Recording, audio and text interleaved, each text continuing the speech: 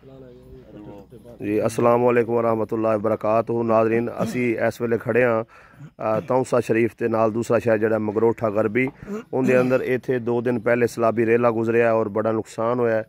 तुसीं वेख सकदे हो मकानात पिछे जिहड़े ने पूरे दे पूरे पूरा मुहल्ला तकरीबन ख़त्म हो गया।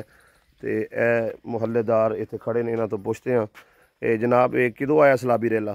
सैलाब से कल परसों वाले मारा है। ठीक है, तकरीबन 3 टाइम हो सी। ठीक हो गया। ये महल्ला बस मस्जिद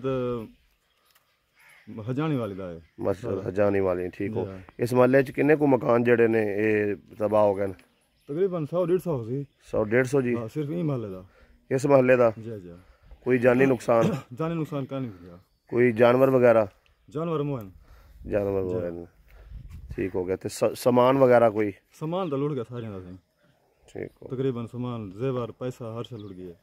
बिल्कुल ठीक। तो कोई सरकारी नुमाइंदा आया हुण तक तुहाडे कोल? कल आए बदान। अच्छा, शाम दा कोई शायद देख के गए ने जी? नहीं इमदाद कोई क्या नहीं थी। जाती तो इमदाद इसी आने बन खुराक यानी भी है टेंट यानी बन लगन जरे लुड़िया कहानी पाए ओ गिन गिनदन जिन्हां दे मकान नहीं टट्ठे ओ लै जांदे ने। मंगरोठा सड़क दे विच नुकसान इतना कोई नहीं थिया। ठीक है, सारा सामान उठे ही खरीदा पे जरा आंदा। ज्यादा नुकसान इधर मंगरोठा गरबी च होया? मंगरोठा गरबी थिया पे ज्यादा। ठीक हो गया। पानी जो इधर हुआ है पहले पानी रहो ऐसे सारा ये महल्ला सारा खत्म चला थे। उन हेड ते सर जरा हटा एक मुस्त बात लगे कशे का सारा मैदान बना थे। बिल्कुल ठीक है। यकीन कर रात